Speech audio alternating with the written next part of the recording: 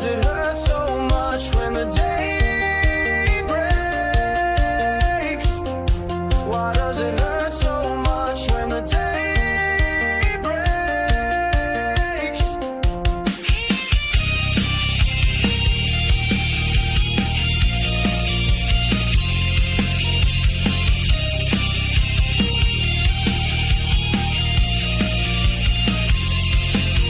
It's the Cornbread Man Morning Show on your radio. It's the Cornbread Man Morning Show.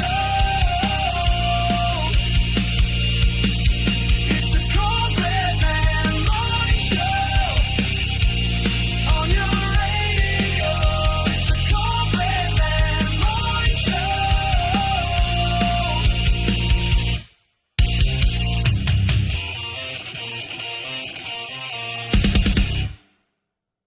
Oh, yeah. Glad to be here this morning. Cornbread Man Morning Show. I am the Cornbread Man on your December the 3rd.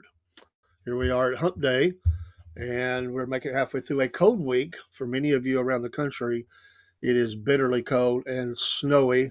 Here we just have some cold temperatures, some rain, have had that and more on the way, but it is cold. It definitely took a turn. The warm days are over. So there is a chill in the air, and there's a chill through a lot of things today. We'll talk about that in a minute, and we'll see. We'll get into a few things this morning. National Package Day, National Package Protection Day today, I guess I should say. We're in that time frame where the porch pirates, and boy, don't you love to watch those videos. I know some today are AI, but I do enjoy the videos of those. And I watched them way back before this became a thing, when there were people who really got high tech with it. And I mean, glitter and stuff blowing up in their faces and stuff as they go down the road with the package. It's all fake with cameras and everything. I'm sure you've seen the videos. If you haven't, the first one I saw was a NASA engineer. he set some guys up and said, I'm getting tired of you stealing from me. Good morning, Dan the drummer. And it was the first one I saw. He had the package, and he had 4 iPhones set on it, and he had glitter in the top of it. And he had stink bomb in it that would go off continually once they pulled off from the house. And he would track them. He had GPS tracking on it, and he would go find the box, and he would just redo it for the next one. I laughed so hard at that video. I mean, it was just the greatest thing. I thought, here's a guy taking his his know-how, ingenuity, engineering skills, backgrounds, having a little bit of that get back at you feeling we all have when somebody wants to steal something from us or tries or does. And I remember one of the ones I watched. There was a couple of gentlemen, will be kind here, picked the box up. They got down the road. And so he had it rigged. So at first, the thing would, would pump, they were trying to open it and it would explode. Like it had a little tray on it with all this glitter. And can you imagine getting, just thousands of particles of glitter in your car? And they had like a little sports car. And so it would go off and just whiz and blow that glitter up in the guy's face. And it was getting everywhere. And the guy that's driving is upset because now they got this glitter in the car. And before their brain could even figure out what had happened, then that stink bomb would start going off. And it was, supposed to be really bad stuff. So they would usually just roll down the window and chunk the thing out and be trying to figure out how to get all this glitter out of their car, And so the guy would just, he'd just go find his box. He always got it back. But there are some today, I don't know, some are real, some are AI, but nonetheless, protect your packages. There are those that would steal. And I don't know anybody that likes a thief. Even thieves can't stand thieves. They may be thieves, but they don't even like thieves. It's horrible. But today is National Package Protection Day. So protect those packages however you may. A good large dog might work as well. Of course, you have to be careful you don't get the wrong person. But I've seen some people set up some low-tech stuff too that was just as effective, they wouldn't have been happy when they opened it up. And this was we only have a couple today. Some days I got 4 or 5, 6 of these things, but today is also, and this was, and I've been reading about some folks just in the last 2 or 3 weeks. It's just heartbreaking. But it's National Roof Over Your Head Day. Now that's a deep one there, and I think we can all be thankful that we have a roof over our head. And I have read just in people that online, veterans and some elderly and just people that are struggling in situations are saying they're going to be out on the street. And I know of a guy who has been, hello, Canada, oh, Canada. Good morning to you. But I know people that have they're like 1 week away from being on the street if something doesn't happen. All the situations are different, every one of them. And there are some, that people are asking questions. Can you do more here? Sure, but I know there's a veteran that's walking. Oh, broski, there's a veteran that I've been reading of, and people are trying to help him. The guy's working. I mean, he served us in Afghanistan, Iraq, or both. I can't remember which one. I never worked a day in my life, and 24 now have any advice for me. I did engineering, but never found a job. Well, if you can make it work for you, not living off the government, I don't care. Ain't that the goal? I mean, one day the goal is not to work, right? If you're living off the government, if you're living off the taxpayer, then my advice would be to get a job. But unless, somebody's taking care of you, but sugar mama, sugar daddy, sugar. Oh, but no.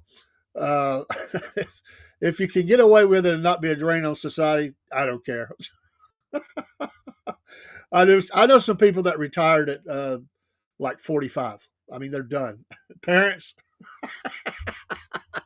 hey, if mom and daddy are going to do it, that's between you and them. It just doesn't matter to me. I don't care. As long as you're not in the chat going, I'm homeless, or I'm going to be homeless, or I have no money and I need help. Then I would have a problem. Well, I wouldn't have a problem with it. I just wouldn't have anything to send you anyway. But um, oh, I've known some people. I met a guy once. Well, I mean, first the veteran. The veteran, he works, but he does have a car. Like he's paying about everything he has to get his meals and whatever, and to the place he stays. But he walks like 7 miles each way to work. And you imagine cold as it is right now, what a journey that is. And so there's been some people help him and stuff like that. I don't know him personally, but I know of him. I've been trying the whole time to get a job, but things just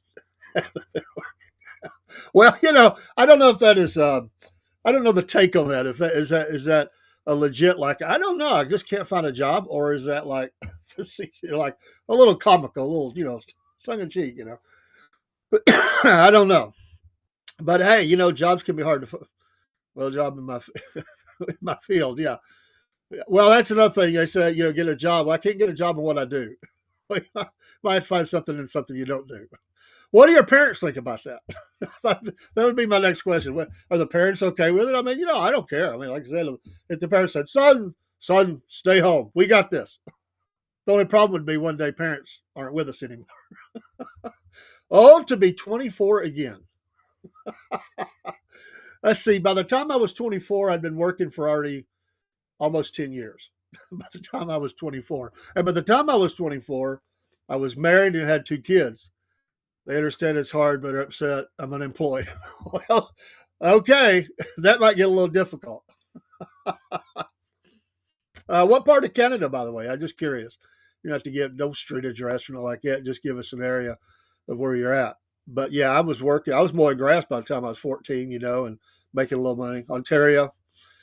Well, I don't have to ask if it's cold in Ontario today. I'm sure it is, and probably lots of snow already. I have a friend. He comes across the border and he does a lot of fall protection training down in the USA, and he stays down here for months at a time. But he has to get back at certain points because when the heavy snow starts falling, he has to get the snow off the roof and stuff. Well, he was late one time. He was because of border issues, but he got back home a little too late, just maybe like a week or two late.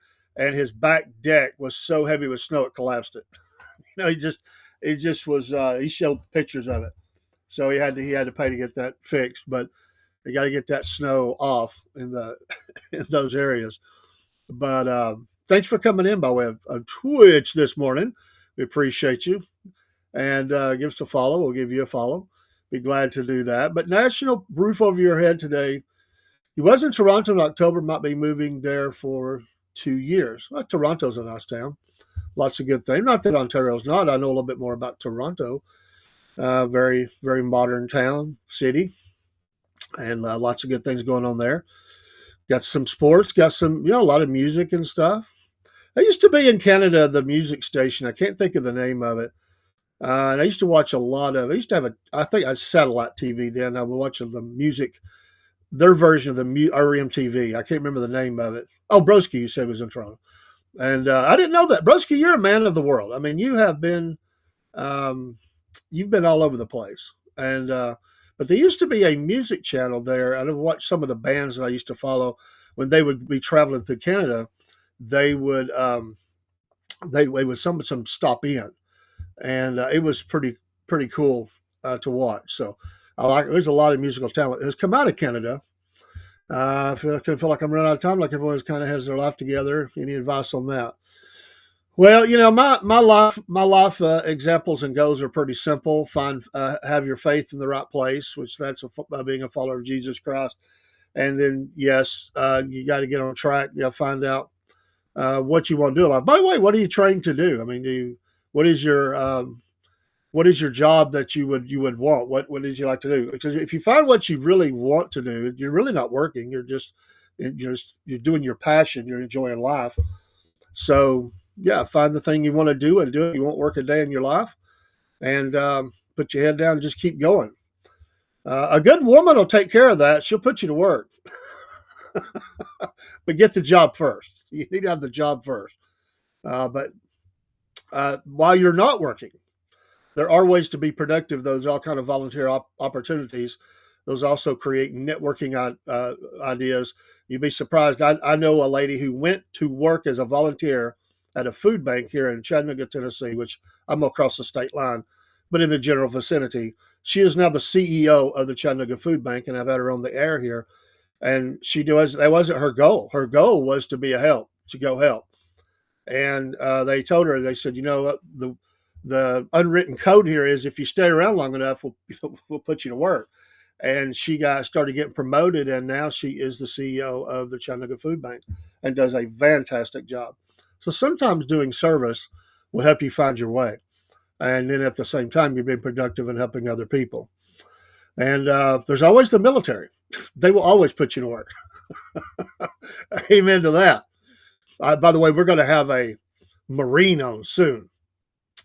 He's an older Marine, but he's still a Marine, right? Once a Marine, always a Marine.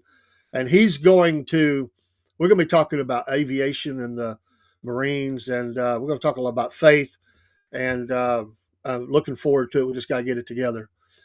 Well, good. I'm glad you do that.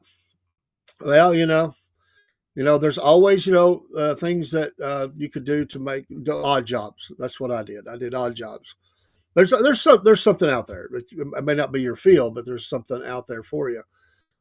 And moving along from that, birthdays today. He just passed. He didn't make it, right? Ozzy Osbourne's birthday is today. I didn't realize that until I pulled it up. But there is a watchman sent me a video. There's a really nice YouTube video of an interview with J.K. Lee, who was at the final show with Oz, and he goes through about an hour of talking about his time with Ozzy and that show and afterwards, and it's a really good interview. So if you can forget the name of it, if you'd like it, email me, and I can get that to you, or contact me through the social. But Amanda Seyfried, 39 today, actress.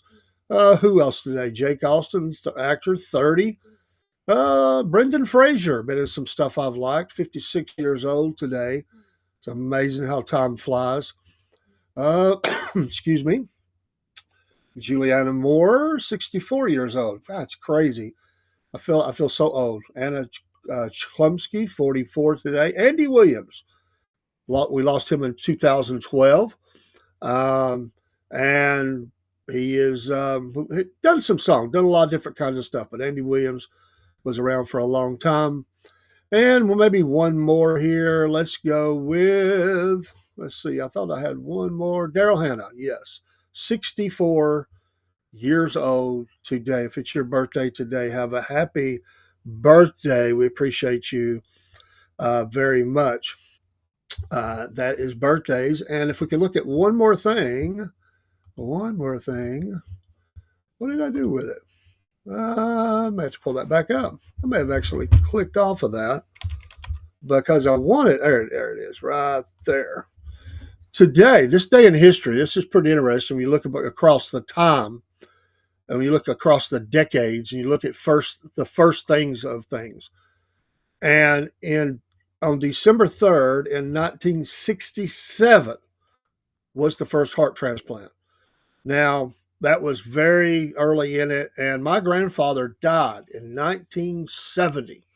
I was 5 years old, and it was a heart attack. And they said later on, if he had been alive, even 5 years later, he would have lived. Of course, that's just the Lord's timing, but what they could do now, versus what they could do in 70 is amazing. So wasn't as much at all there, but 67 they were starting that.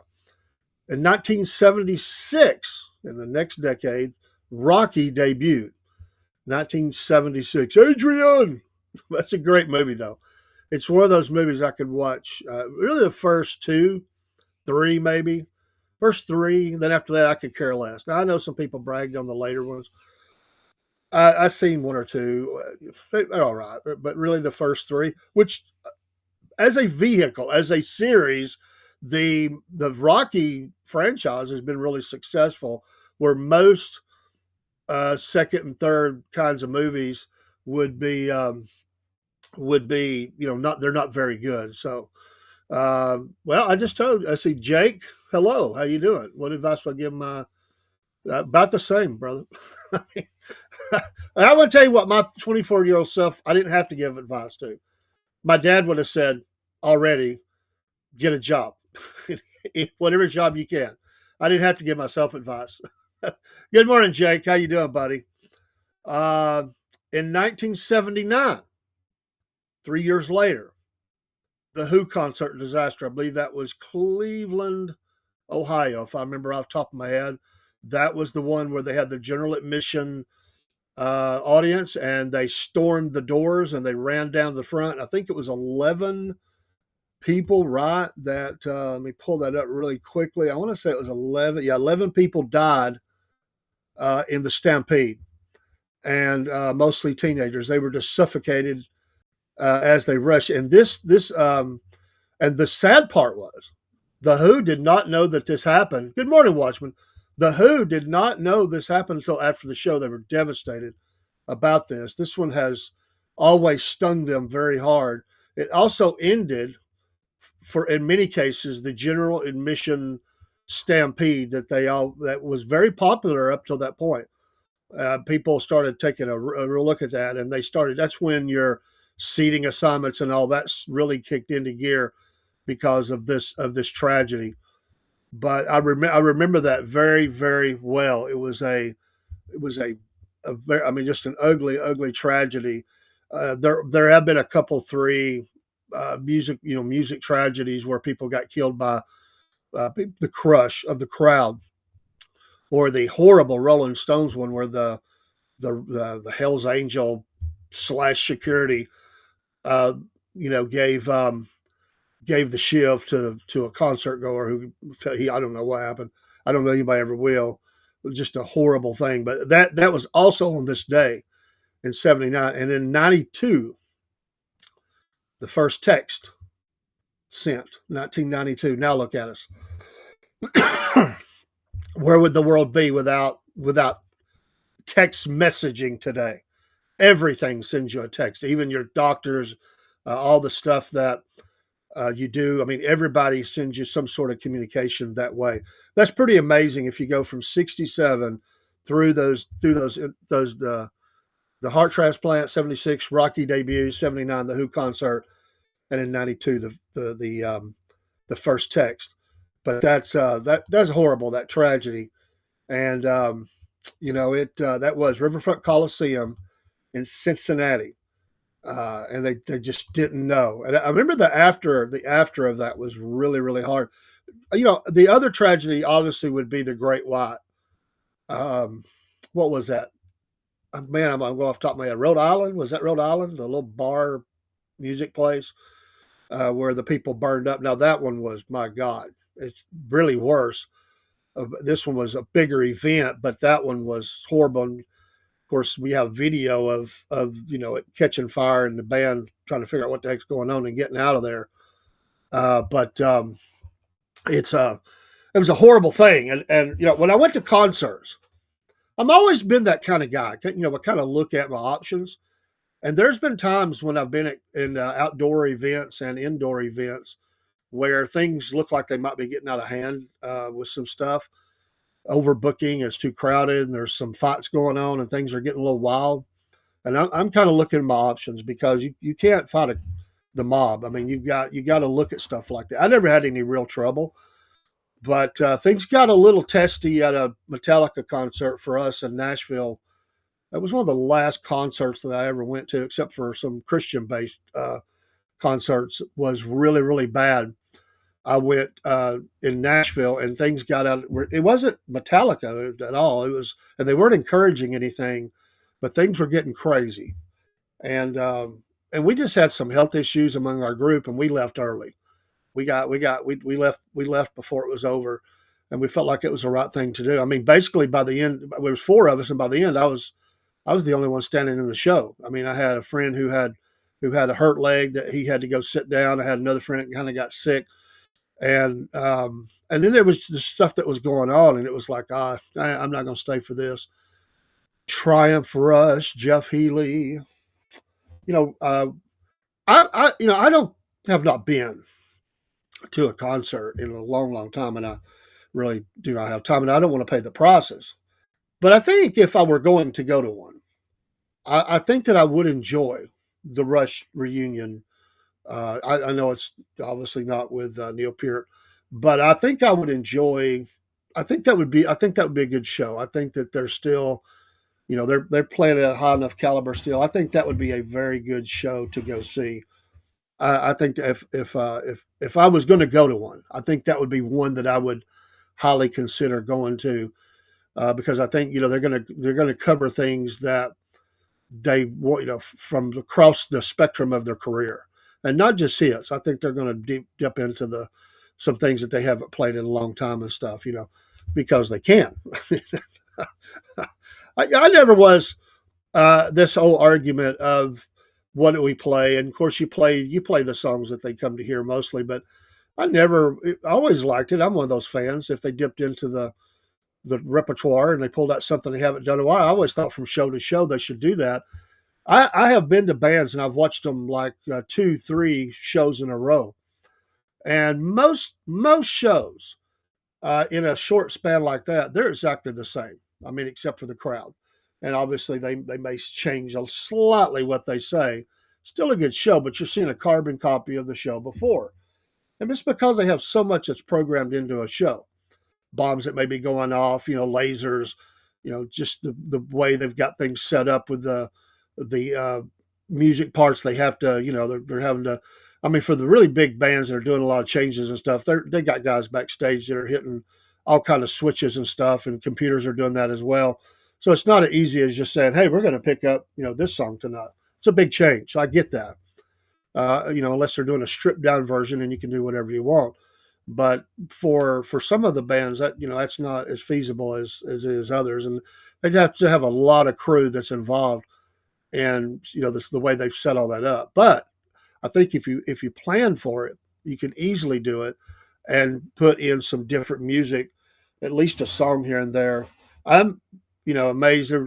Def Leppard had never up until recently played "Coming Under Fire," which is one of my favorites off of Pyromania. But they've started playing it now. Another reason is that it's a draw. I mean, you can, hey, after 50 years, we're going to play this song for you live, and you're trying to put butts in the seats, as high as it is today. I can't imagine that I ever thought that it was high for $100 concert ticket. Today, that would be I mean, those were good seats. I, I think that would be quite nice today when we're talking about hundreds and even 1,000 or two or three for some or more. Who was the guy that got? Was it Bruce, the old boss? Boss, I can't stand Bruce Springsteen, but wasn't it him that was charging like 7,000 something dollars or something for some select seats? And people were giving him heck about it. Even people in his own circles were like, "Come on, man, really?" I wouldn't pay nothing to go see him. I don't care for him. He might have a couple of songs maybe that I cared for, but I don't care for the balls. He is what he is, and we'll leave it at that. But a lot of these bands, if you're a fan of that era, it's see them now or see them never again. You know, if you think that the quality is good enough, obviously I don't think some people want to go see something that's embarrassing or it's sad, you know, and you don't expect them to be 20 and playing like that, but you some bands can still bring it in. They drop down a half note or something, a half step, whatever. There's things they can do, but some singers are really still bringing it, and that's usually where they suffer at. But you got bands that have been around for a long time that are going to be on the summer tours this year. Guns N' Roses is fixing to partake a massive, massive tour going all over the world. Who would have ever thunk it? And new music on the way. They seem to be picking up speed. So they're going to be out there. Judas Priest is out there. Iron Maiden is out there. Motley Crue, Def Leppard, Poison. Well, no, Poison's not one of them. They can't agree on the money split. Brett Michaels is wanting more, so they're not at this point not going to be out there in 26. And there's many more. I mean, many, many more. But they're Scorpions is another one that's still out there getting it. Uh, I don't know the whole list today, but I sort of keep up a little bit. But there's a lot of opportunity to go see some of these bands. I'm not saying it's the last time, but it's getting closer. It's getting closer, and they just don't like the rigors of the road. I mean, some of these guys in their 70s. It's like, I just I can't handle. I did notice on the tour for Guns. I was looking at their scheduling, and there were a couple where they were like playing an area like. They always had at least one day in between the show, which is wise. You got to have that recuperation. But these are big stadium tours. But they're flying all over the world, so some of that they need a couple of days, 3 days just to get to the new place. But they have built in. Typically you're doing about no more than 3 shows a week. I mean, that's about what it breaks out to. In some cases, it might be two, but these are massive. Now the difference would be that in like they're playing like Brazil, like I don't know, 5 or 6 places or times. Some places are doubles. So in I don't think Rolling Stone would ever stop touring. You didn't yeah, I didn't think they would. Well, they're just if you enjoy that lifestyle and you can still play. At some point, I mean, you have to. Just age takes over. But there was a kid crushed at ACD. Okay, in the '90s. I I don't remember that one, but yeah, it's sad. It really is sad that you see that. And like I said, I've never been at a show where anyone has died, passed out, gotten hurt, yes, but not died. That would be horrible. That would be absolutely horrible. I know that I have helped with others, help people to get on their feet, like they were going down, and I was never one to want to be right down uh, when it's crazy like that down front because you just kind of getting what you're going to get. That just wasn't my gig.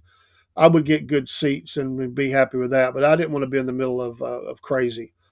It just wasn't for me. I really wanted to enjoy the show, and a lot of people like that. They're not even really just there for the show. They're there to just act up and do whatever. And the one time I was down there, I got my glasses broke. They set the ceiling on fire with the fireworks. They did, Watchmen. They sure did. It was a horrible, horrible video, and really the band was never the same again. And of course now, I mean, they're still out there, but this the singer and them split. And then he passed, and he had health issues. But things really were never the same after that. I really believe after an event like that, you would never be the same. It would be a form of PTSD of things that you're dealing with, the magnitude of it. How do you deal with that? The responsibility you have. You're going to, your insurance is going to be, you're probably going to cancel you because of the claims that's going to come in off of something like that. Even though, and then the blame game, who was at fault? Who was it? The band? Was it the place? Was it, and then, you go through all of those things. But it's anytime you bring thousands of people into something, things can happen. And it just, you really have to pay attention to what's going on around you. You really do. We were very young. We hadn't been married. Well, matter of fact, we might not even been married yet. We might have been dating. We went down to they had a festival they would have here in town every year, and it's nothing like it was. I don't even know if they do anything now. If they do, it's very small. But at the time, it was probably, I think, I don't know how many 100,000 people every night they would come, or most nights. But the very first one they ever went to, we left. It was 1980. Let's see, golly, I'm trying to think of the year. It was probably 1983, 82, 83, somewhere in there. And I forget who was playing. We never saw the group. We were walked in. My wife was pretty short, and we walked into a crush. This thing was oversold, and we got in there and we couldn't move. And I was holding on to my wife's hand, and we were just crushed. And I almost lost her a couple of times. And we got down there. They had big screens set up. We couldn't even get to where the screens were. And I got concerned. It was hot. People were getting ugly. And I said, "Let's get the heck out of here." And she said, "Yes, yes, let's go." And I could see it. She was concerned. We could not move. It was ugly. But but yeah, it was Chattanooga used to do that, and it wasn't. It was like R&B night. It wasn't like a rock band. I almost think it was the Pointer Sisters or something way back then. She just wanted to get out of the house and go because everybody was talking about it. Now we went later and went to some shows down there and got, I mean, pretty close to front row. And I saw some acts at the place a few times. But that night we got the heck out, and it took us a long time to get out of there because you couldn't move, and we were having just literally sardines, just trying to go, but squeeze between people. And I'm trying not to lose her. She was so short, I would have never saw her because of the height of the people. If I hadn't had her hand at a couple of points, I wouldn't even have known she was there.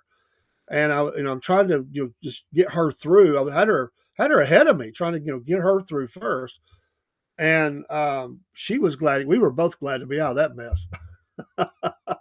Oh, Broski doesn't wait in lines or do big crowds anymore. And I'll admit, I don't either. I'm with you, brother. I don't like that. Metallica show in Greenville was the craziest show I ever saw. The whole floor turned into a giant mosh pit. People were jumping off the balconies into the pit. Crazy, man. Yeah, it can get a little crazy. Yeah, Greenville, South Carolina. Yes, it was the Damaged Justice tour. Um, yeah, great town it is. I was at a show. Now I was at one show where they stopped the show and they told the people to back up, from the very front. I was in seating. I wasn't down low, and I was at another show that turned ugly. And I've told this on the air before, and it was Great White Tesla, but that was because Tesla just killed it. And Great White's a different kind of band, and the crowd was not ready for the slower, bluesier numbers after Tesla come out and just ripped it. And the crowd got really mad. They almost turned into a little bit of a riot. I saw security get a little concerned, and they were trying to set things on fire. We got the show in, but it was ugly. And like I said, that Metallica show in Nashville was crazy. Some talk of Ozzy in Green. Wow, yeah, you wouldn't get that anymore. Yeah, that's crazy. That is absolutely crazy. I did see where James Hetfield talked about how he just, loves what he does, and I don't think he'll ever quit until he just can't. They can't roll him out there. I mean, he just loves what he does, and he'll keep going. I would say the inner circle there, maybe all of them, but certainly the power structure in that band would continue going no matter what happened. But yeah, who can afford to go to these things? I was going to go to an '80s, '90s, who's still out there and still good, kind of a country southern rock kind of person in Alabama, and I looked at the seats, and I mean, the cheapest seat was $400 something dollars, and I was like, I can't do that, man. We're talking almost $900 for me and my wife to go to this show, and I was like, no, I'm just not going to do that. They went on sale yesterday. Yeah, I had read about it, and I looked at the itinerary of where they're going to be. I mean, this is a massive, massive. The last one they have listed was Atlanta, GA, at the Mercedes Benz, I guess that is. But that'll be. I mean, all those shows are huge. They're going to make a lot of money on this one, and they have new music. They have 2 new songs are going to drop while either at the beginning or while the tour is going on. So fans are lining up. And that's where they got to give you something. Okay, we're going to give them a long. And I will say this about Guns. Now I saw Guns N' Roses one time. It was a bad start, good show in the end, but it was during Axl's "I Don't Want to Come Out" tour. I saw Skid Row open up for him. Great show, but we had to wait. I'm not exaggerating, 2 hours, I think it was, for him to come out. We were at the point, maybe 2.5. We were at the point to fixing to leave because my buddy had to work the next morning. He worked for his dad at the station, and he said, I can't. He was mad. And when they came out finally, we were really at the point of leaving. And as we were fixed to step off, the lights went down. And they come out and they played 3 songs in a row. They got booed all 3 of those songs. And I watched Axl do something that was pretty amazing. Now, he probably had done it before, but the fans were not booed them. Everybody there to see Guns N' Roses booed them for 3 songs in a row. And at the end of the 3rd song, Axl does something. He tapped into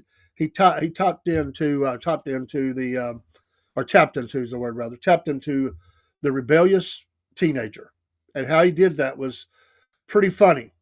And what he said was, and all he said, and I had young people around me. I think I was in my 30s at that time. All these teenagers around me, and very young people. And I was young, but I wasn't that young. But he said, "You remember that 3rd grade teacher you hated?" That's all he said. And instantaneously, like three quarters of the arena, there was still some booing. There were 3/4 of the arena. Just hollered out, "Yeah!" The guy beside me, "Yeah, I hated her blanking guts." And I was like, "Really? 3rd grade teacher? I mean, come on, dude. Just say that's probably. I figured that'd be high schoolers, something, And then he goes, "Yeah."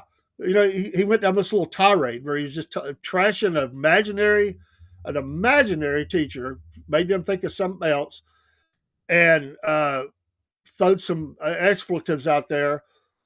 And within that little span of time, he had the whole crowd, and I just sit there, shook my head and laughed. He had the whole crowd back in his camp. And then they went into the 4th song, and the fans were cheering. They cheered the rest of the show. It was an amazing experience to watch humans and where they're at that age. And that's all he said. "You remember that 3rd grade teacher you hated?" I hated her blanking guts. The guy right beside me. And the guy had snuck in a can of spray paint, or not a spray paint, but an aerosol of some kind. And he lit it. He had like a little flamethrower going. And I'm sitting here going, dude. Oh, my brother was at a Kiss show in Greenville, and a roadie fell from lighting rig and died. They made everyone leave. And the crowd were ready until they let them back in and they finished the show. Yeah, I mean, you don't want a mob. I applaud them for doing that. I do applaud them. And that's a tragedy. And it's not only a tragedy, it has to be investigated. That's a working accidental death of whatever that, and that, obviously they can't do that thing, but that's, you got to report that to OSHA. That's all things that's going behind the scenes. The insurances and lawyers and everything's going to get involved. And they're going to look at everything from was he protected well? Did he do something? Was there a failure of some kind? And so it's a crime scene. But how do you tell several thousand people just go home? That's not good. Even if it's something that can't be helped, that can get ugly. Especially imagine going to Donington. By the way, guns will be at Donington in this tour. Can you imagine being at Donington, which can run up to what 200,000 300,000 people? Can you imagine telling that crowd, which is mostly English blokes, and they're drunk and they're aggressive, and can you imagine? I don't know. Think of a band, Iron Maiden, we'll say, and all of a sudden, I'm sorry, lads, my throat is not very well. We're going to have to cancel our part. No, you better play something. You better headbang out. They don't care. Sing or not, play the songs. Oh, man. There's a lot, but like Broski said, I just don't feel comfortable around that. One of the reasons that the local music scene got just really torched and killed, one was violence. And it was because it's inner city. And I had a friend that they tried in the middle of it to have real inner city, like barbecue, some, blues and stuff. And it was open, and it was considered more of just a, kind of, didn't have these huge of crowds, but you had big crowds, but they had lots of little local talent set up playing on stages up and down the street. The problem was there was gangs running up down the street, and they would pick fights with people and try to rob people and stuff. And somebody would end up, and this happened more than once. They would fire off a couple of gunshots or firecrackers, and people thought it was gunfire, and the crowd would run down the street, and you had to jump in between some houses or something. And there was that, or you were trying to walk down there through, with your girlfriend, wife, or whatever, and these thugs would come up and be, throwing their weight around, seven of them or whatever them in front of you, and you had to push through all that just to get down to the good area, and people just got tired of it. It's just like ridiculous, and so yeah, I understand that. At that Metallica show, my feet was off the floor for long periods of time. I had two elbow heads to get my feet on the floor. It was crazy crush. I threw this chick over the rail. I'm not going down. Get off of me. Yeah. Oh man. Thankfully I never saw too much crazy or anything like that. But there were times where I was concerned. Things were starting to take a new turn, and you're like, okay, that's when we start looking for an escape plan. Like, okay, where am I at? Let me get my back against a wall here or something, or get closer to something, because that can get ugly really fast. And if you're stuck in the middle of something like that, you can't push against a crush of people like that. And you could, if you go down, that's where it's bad. I mean, as long as you're on your feet, you're okay. I mean, you still could be suffocated if you're pressed up against something, but if you go down, then you got people stepping on you and crushing you. They could. I think I heard about that. I think I heard something about that. That's crazy, man. That's absolutely crazy. We can't have no good times anymore. You got idiots, thugs, uh, out there messing up events like that. And once the families get stop going to stuff like that, then things just die out. I mean, it's like you have to strap on the Kevlar to go watch a tree lighting. I mean, I mean, most people of sanity would not take their kids into something like that if they thought there was even a thought of it. Of course, I mean, you don't know that it's going to happen, but after it does happen, you're thinking, I don't know if I want to come back to this. I don't know if I want to be back into this mess. So I get it. I mean, that's the thing. And there's always, and nowadays, and let's be honest, gentlemen, I think you'll fully agree with me. I believe with General Flynn that I think the terror cells are starting to be unleashed on America from the inside, and we're going to see more and more and we've been seeing it. It just didn't just start, but it is escalating. And so these massive events, street events, town events, community events, they're using the cars to run over people. They're shooting at authorities. They're setting things on fire, or whatever. But there is violence out there with bad animals, and families are just trying to have a good time, or they're just going. Maybe it's not even an event. Maybe you're just downtown to do some business. When I was out in Oklahoma City, and I thought about this when I was out there, and you go in the little museum and you hear the waterboard video or audio, not video, and you're in that office. That's basically what you're in. As you listen to that and you hear that, that bomb go off, and you're thinking of all the people that were just going about their day, going to do business, going to work, dropping off their kids at the daycare that was at the federal building, you know, um, shopping, getting some business done, whatever it was. They had no clue that this animal was driving up in there with that truck, filled with that massive amount of material, bomb, a large bomb, which almost could have killed him, knocked him down as he ran away. The guy gave him a 2 minute lead, and I think he got delayed. He said it, and then he got hung up, and so he's running away. And I think it was 2 minutes. It might not even been that much, but yeah, Dearborn, and I hope that they send some people up there, troops up there, and there's talk of it. A lot of people are wanting it. March with the people. Yeah, and and these videos have been coming out there. Did you see the guy that went before the town council and he gave the statistics and stuff? Oh man, they hated that guy. They were after him with the police by the time that his speech was over. When he was at the end, when he was saying Jesus is King, Jesus is King. Woo, boy, you could feel and people were filming him. They liked it. I mean, there were people sitting there and they were telling him, "Get back in your seats, or you'll be told to leave." Whatever. They got mad that people were filming this guy as he's going out, giving his final say. But but yeah, I would not want to be doing a street event there. Would not. Or like I said, I've been to Atlanta many, many, many times. I can't count the number of times. I used to go hang out there and go to. I didn't like a lot of things in the city, and I don't really like city life. But I used to like to go down and just explore. And we were looking for things like sports uh, places, places to eat that had sports, you know, places where you could go watch a game, eat a pizza or something. We used to go to places like that. We'd go to record, collectible record places and just oddities and stuff. That's kind of what we went to. We looked for stuff like that. And, so I was down there a lot, but I would never want to be down there when something big was going on. And I've been to sporting events down there quite a bit.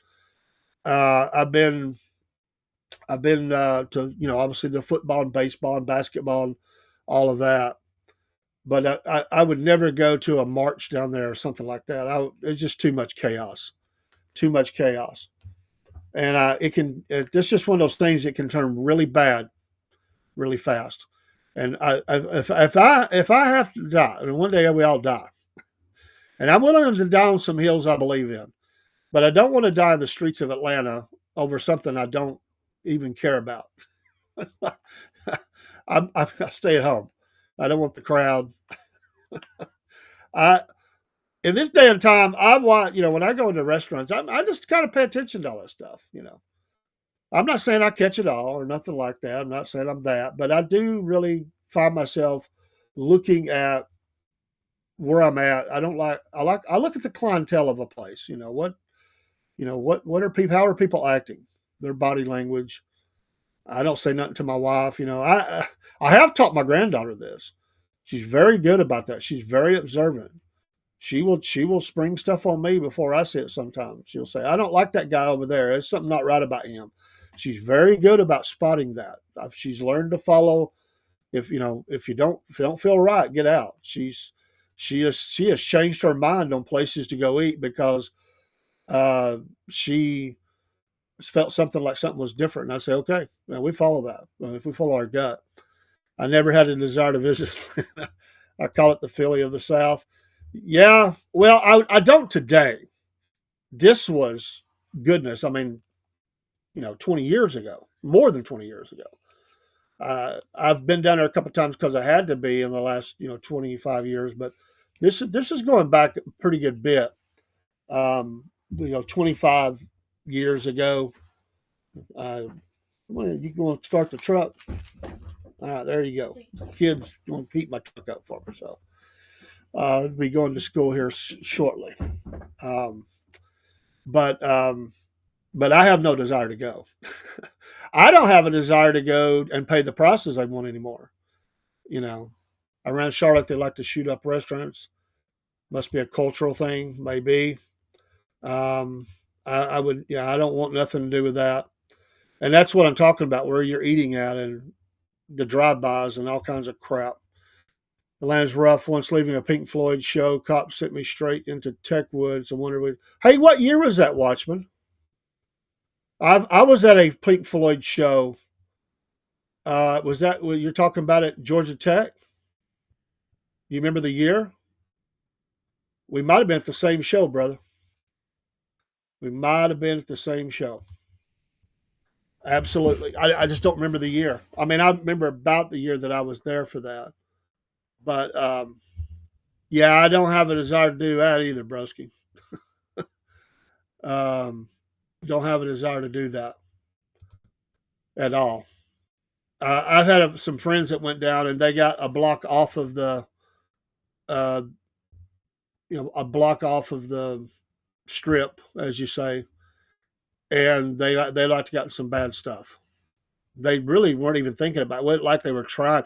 It was just the crowd. They were trying to escape the crowd, take another alleyway or another street or whatever, and they ran into stuff. They were like, "Whoa, not good." Uh, and I saved her life. She was like 5 foot, and I told her, "Do not come down front." Oh yeah, I got you, man. I got you. Yeah, we got to take care of the folks with us, and that was my job, and I always was. Again, that's a whole nother concept. When it's just you, your thinking is different. What is the danger point here? Um, what do I have to do for me? But if you have another or people that just they don't know what they're doing, then you become the guy that has to think for the group, and that takes on a whole different thing. Security dragged her by the hair of her head. Well, yeah, that's horrible, man. That's the scary part. It really, really is. So I understand. Understand. But got to go to work, folks. Got some more dental work I got done today too. My This side is almost back to normal. Got a little bit more on this side today. Hopefully today will be good for broadcast tonight. And y'all pray for us. We'll pray for you. And I hope you have a great day out there on this hump day. It is the first of the month. I got to check with Steve. I did change up the Wednesday night show. I changed all of that. And our time together is now called Weapons of Mass Destruction. And that you can take that however you want. It's intended to be that way. And I got to talk to Steve to make sure he's going to be on. And also sports and racing if can be. And the event will be later, but we'll see how my mouth feels after the dental work today. I'm going to do my best to do that. But have a great day out there. Stay warm if you can, and enjoy some coffee or whatever it is that you get you going in the morning. And we'll see hopefully this evening, and have a safe day in America. Pray for the country.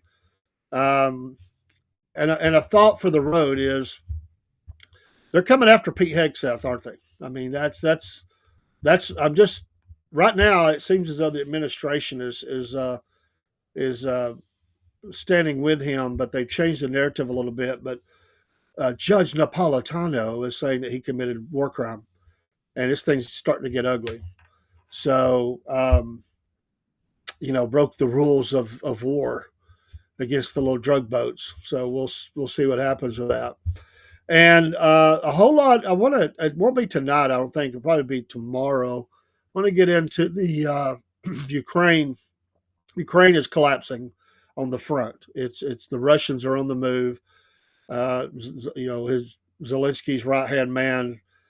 They've neutralized him. He's ran off to the front to hide out. But Zelensky's begging the Europeans for help, and people are getting antsy now. Russia says if Europe wants a war, they can get it. They better watch out what they say. And Russia's steamrolling the front in Ukraine. I've watched some videos and some people on the front lines, doing some stories, and they're moving at rapid pace. And it's fixing to all. I think within the next week or two at the most, there's going to be a major move in this area if they can get Russia to deal. Russia is in a strong place, and they don't want to deal with anybody. They don't want to deal with the president, and they're going to do what they want to do. And this thing's taking a major turn. But people think he just wanted the Donbass. Well, I don't think so. I think he wants more. He's moving on, and the Ukrainian military cannot stop it for the most part now. They're unleashing all they've got, but they're running out of stuff. So I won't talk about that. But anyway, have a great morning. I got to go. I got things I got to do. I wish I was off today.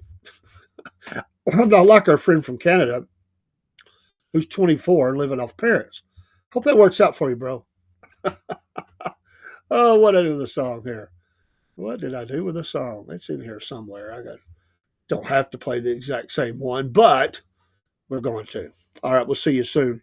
Take care and God bless. Cornbread Man is out. Have a great day. We appreciate you watching, supporting the show, being our friends, and it means a lot to us. Take care and God bless.